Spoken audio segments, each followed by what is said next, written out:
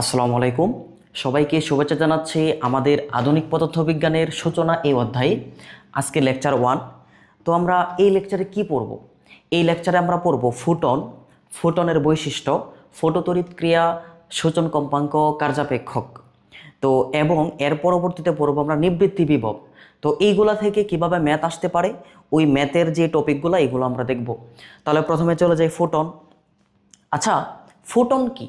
Photon হচ্ছে কোন একটা বস্তু থেকে যখন আলো নিঃসৃত হয় বা বিকিরিত হয় তখন নিরবিচ্ছিন্নভাবে হয় না, গুচ্ছ গুচ্ছ আকারে বা প্যাকেট বা কোয়ান্টাম আকারে নিঃসৃত হয়। আর এই প্যাকেট বা কোয়ান্টামকে বলা হবে ফোটন। এখন আমরা একটু এখানে দেখি যে ফোটন কিভাবে নিঃসৃত হয় এবং ফোটন কি। দেখো,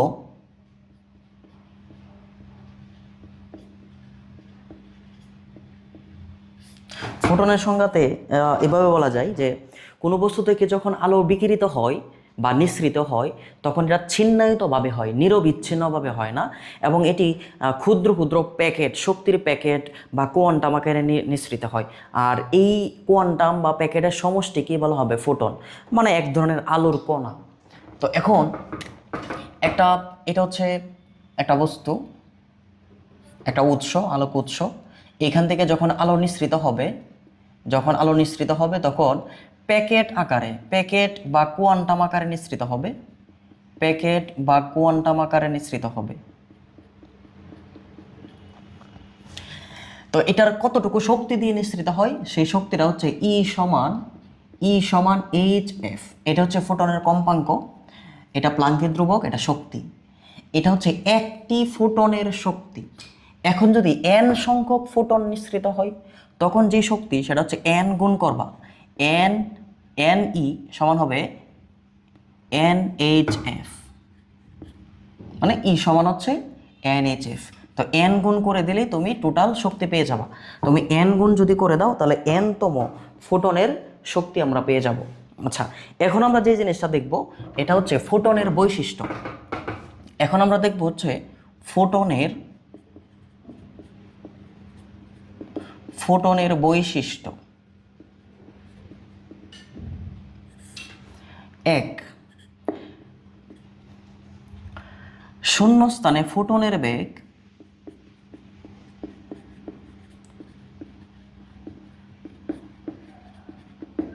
শূন্যস্থানে ফোটনের বেগ আলোর বেগের সমান।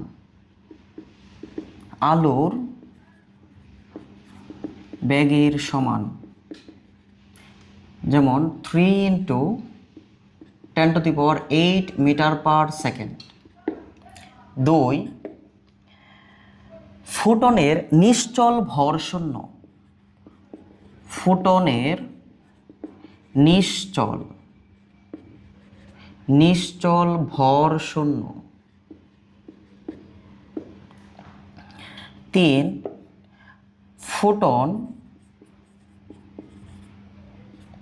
ফোটন নিস্তড়িৎ এবং আদানহীন।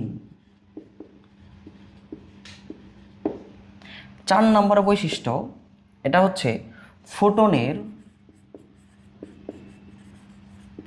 ফোটনের নির্দিষ্ট পরিমাণ রৈখিক ভরবেগ আছে। রৈখিক ভরবেগ আছে, যেমন পি সমান হচ্ছে h/c, h/ল্যামডা, এরপরে E/c। এগুলো প্রমাণ আমরা অবশ্যই দেখব। পি সমান হচ্ছে h/ল্যামডা, E/c, এবং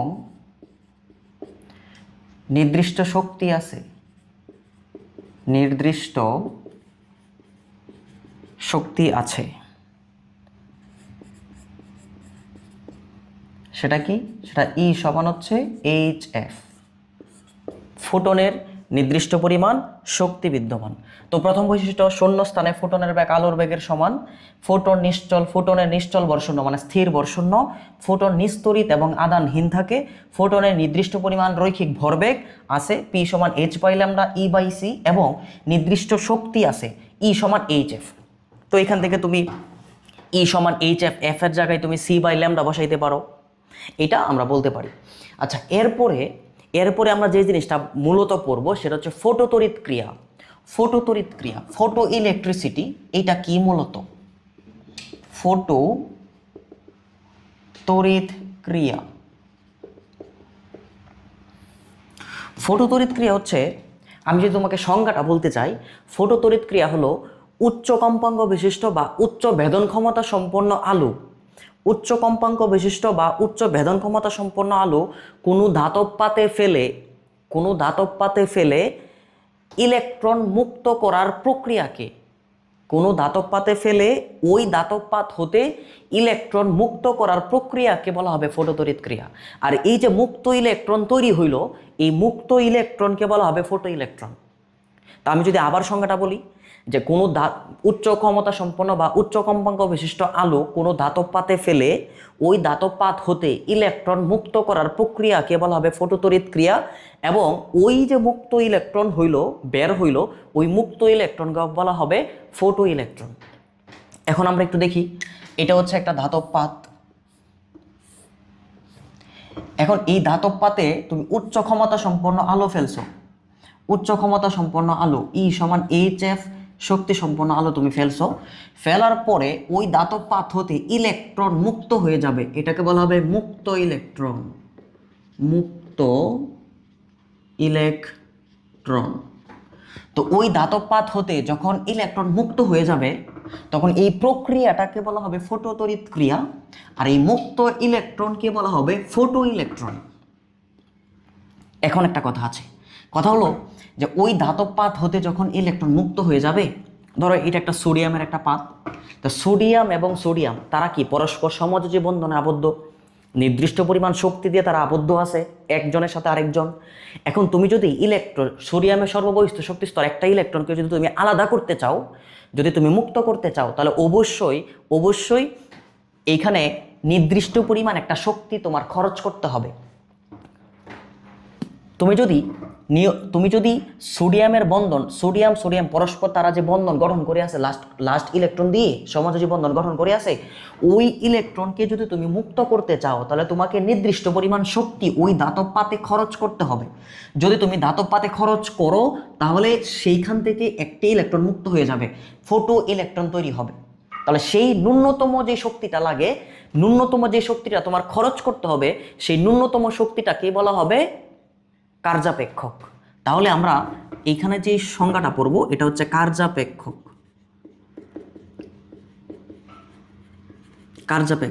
তো কার্যাপেক্ষকের সংজ্ঞাটা আমি বলি তোমাদের, সেটা হচ্ছে কোনো ধাতব পাত হতে আলো ফেলে ইলেকট্রন মুক্ত করতে ন্যূনতম যে পরিমাণ শক্তির প্রয়োজন, সেই পরিমাণ শক্তিকে বলা হবে কার্যাপেক্ষক, ওই ধাতব পাতের কার্যাপেক্ষক।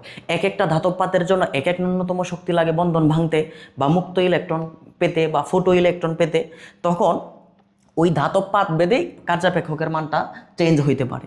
তা কার্যাপেক্ষককে ফাই দিয়ে প্রকাশ করা হয়, কোনো বইয়ে ওমেগা ডাব্লু নট দিয়ে প্রকাশ করছে। এই ফাই সমান হবে এইচ এফ নট, যেহেতু এইচ এফ শক্তি, এই কারণে এইচ এফ নট হচ্ছে শক্তি, ন্যূনতম শক্তি, এই ন্যূনতম শক্তিকে বলা হবে কার্যাপেক্ষক। এখন এই এফ নটটা কি? এই এফ নটকে বলা হবে সূচন কম্পাঙ্ক। এই এফ নটকে বলা হবে সূচন কম্পাঙ্ক।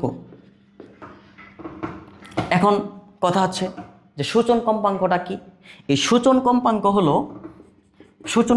হলো যে ওই ধাতব পাত হতে ইলেকট্রন মুক্ত করতে বা ফটোতড়িৎ ক্রিয়া সম্পন্ন করতে ওই ধাতব পাতের ন্যূনতম যতটুকু কম্পাঙ্ক বিশিষ্ট আলো ফেলতে হয়। কার্যাপেক্ষক হলো ন্যূনতম কতটুকু শক্তি লাগে, এইটা হচ্ছে কার্যাপেক্ষক। আর ন্যূনতম কতটুকু কম্পাঙ্ক প্রয়োজন ফটোতড়িৎ ক্রিয়া ঘটাইতে, ন্যূনতম যতটুকু কম্পাঙ্কের প্রয়োজন, সেই কম্পাঙ্ককে বলা হবে সূচন কম্পাঙ্ক। তাহলে সূচন কম্পাঙ্কের সংজ্ঞাটা আমরা লিখে ফেলবো। সূচন কম্পাঙ্ক। তো সূচন কম্পাঙ্ককে এফ নট দিয়ে প্রকাশ করে, একে এফ নট দিয়ে প্রকাশ করে। এই এফ নটের সংজ্ঞাটা কি, যে ফটোতড়িৎ ক্রিয়া ঘটাইতে কোনো ধাতব পাত হতে ইলেকট্রন মুক্ত করতে বা ফটো ইলেকট্রন মুক্ত করতে ন্যূনতম যেই কম্পাঙ্ক বিশিষ্ট আলো ফেলতে হয় সেই কম্পাঙ্ককে বলা হবে সূচন কম্পাঙ্ক, আর সূচন কম্পাঙ্ককে এফ নট দিয়ে প্রকাশ করে। এখন আমরা পড়ব ফটোতড়িৎ ক্রিয়ার পর্যবেক্ষণ। এই ফটোতড়িৎ ক্রিয়ার পর্যবেক্ষণ কিভাবে হয়। এখানে আসো, একটা বায়ুশূন্য একটা কোয়ার্টজ নল নিব আমরা। এই যে বায়ুশূন্য একটা নল, এইখানে একটা পাত নিব, এইখানে একটা পাত নিব। তো বাইরের পাশ দিয়ে একটা পরিবাহী তার দিয়ে সংযুক্ত করে ফেলবো একটা ব্যাটারির সাহায্যে আমরা করে ফেলবো। এটা মাইনাস, এটা প্লাস দিব, মাইনাস প্লাস একটা বিভব আমরা সংযুক্ত করব। এই যে ধাতব পাত, এটা এ ধাতব পাত, এটা বি ধাতব পাত। এখন এ ধাতব পাতে উচ্চ ক্ষমতা সম্পন্ন আলো তুমি ফেলতেছো। উচ্চ ক্ষমতা সম্পন্ন আলো যদি ফেলো তাহলে ই সমান এইচ এফ পরিমাণ আলো তুমি ওই ধাতব পাতে ফেলতেছো। তো ধাতব পাতে যদি ফেলো তখন ওই ধাতব পাত হতে ইলেকট্রন মুক্ত হয়ে যাবে, এই যে মুক্ত ইলেকট্রন হইল, এই মুক্ত ইলেকট্রনগুলো একটা নির্দিষ্ট শক্তি নিয়ে বি পাতের দিকে গতিশীল হবে। যদি বি পাতের দিকে গতিশীল হয়, ইলেকট্রনগুলো বি পাতের দিকে গতিশীল হয়, তখন এই তার দিয়ে ইলেকট্রন চলে আসবে। যদি এই পরিবাহী তার দিয়ে ইলেকট্রন চলে আসে তাহলে এটা তড়িৎ প্রবাহ হবে। তাহলে কি দিয়ে তড়িৎ প্রবাহ হইল? মুক্ত ইলেকট্রন দিয়ে।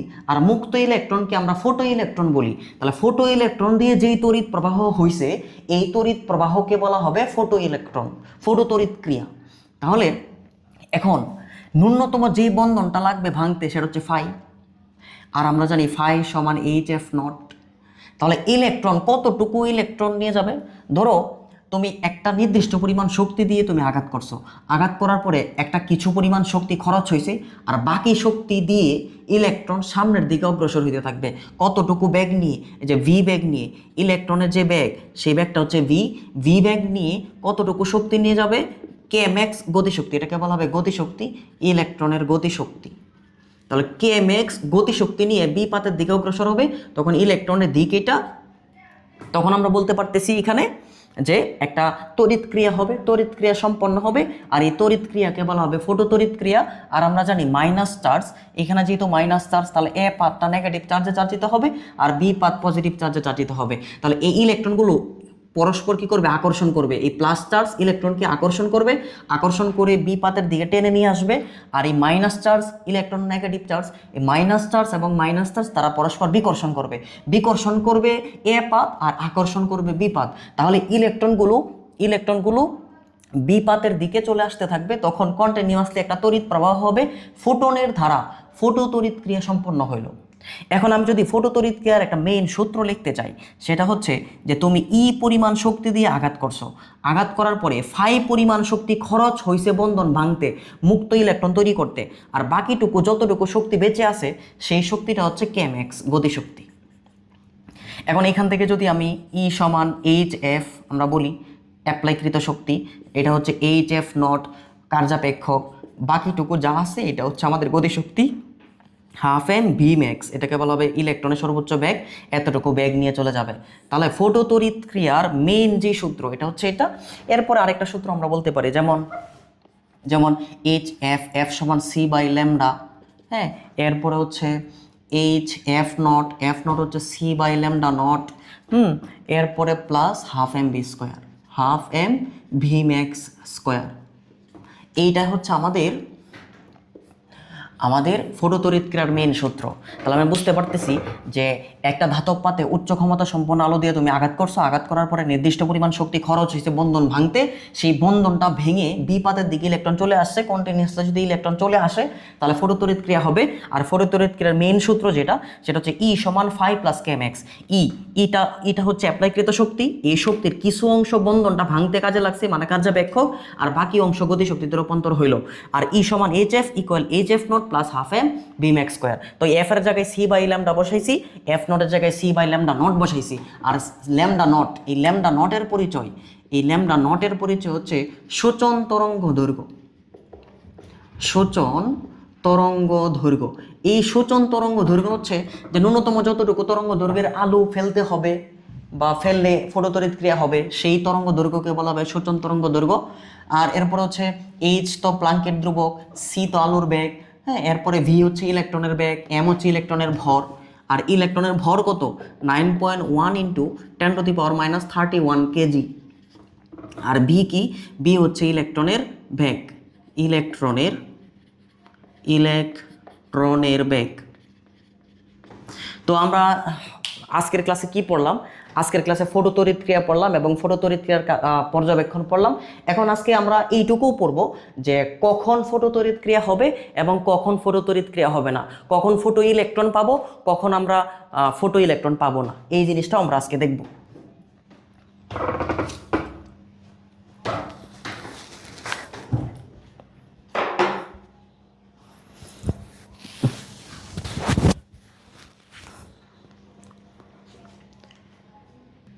তো এখন আমরা কি দেখব? এখন দেখব হচ্ছে ফটোতড়িৎ ক্রিয়া হওয়ার শর্ত। তাহলে প্রথম ধাপ এক।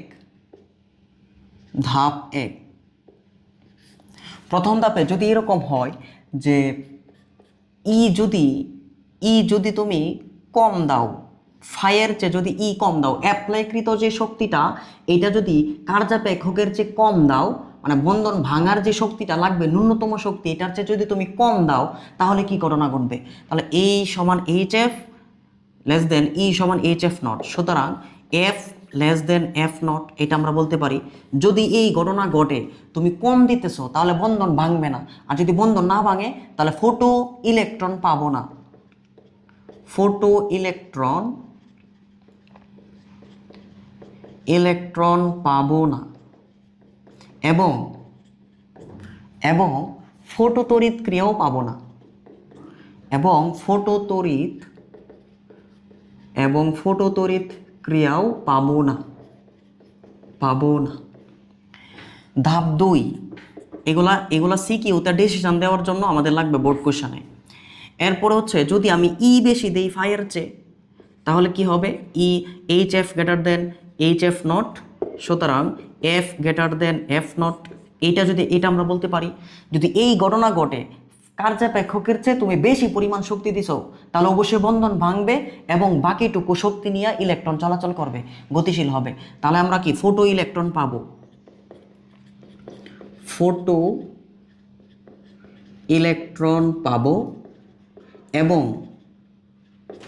এবং ফটোতড়িৎ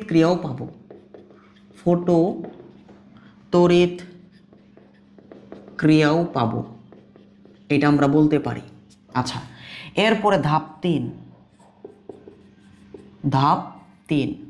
ধাপ 3 হচ্ছে যদি এরকম হয় যে তুমি অ্যাপ্লাইকৃত শক্তি এবং কার্যাপেক্ষকের শক্তি তুমি সমান দিছো, তাহলে এইচ এফ সমান এইচ এফ নট।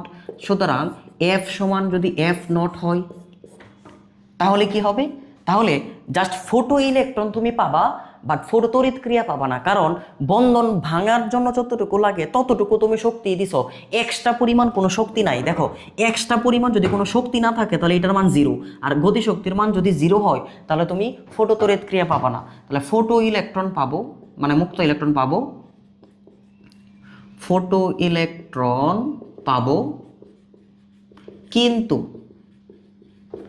কিন্তু ফটোতড়িৎ ক্রিয়া পাবো না।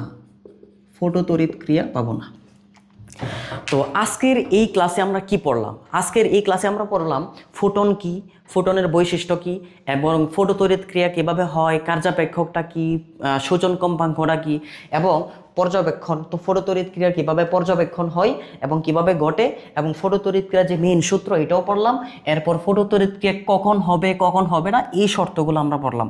তো পরবর্তী যে ক্লাসটা হবে সেই পরবর্তী ক্লাসে ফটোতড়িৎ ক্রিয়ার বিভিন্ন গুরুত্বপূর্ণ গ্রাফ নিয়ে আলোচনা করব। পরবর্তী ক্লাস দেখার জন্য সবাইকে আমন্ত্রণ জানানো হলো। ধন্যবাদ সবাইকে।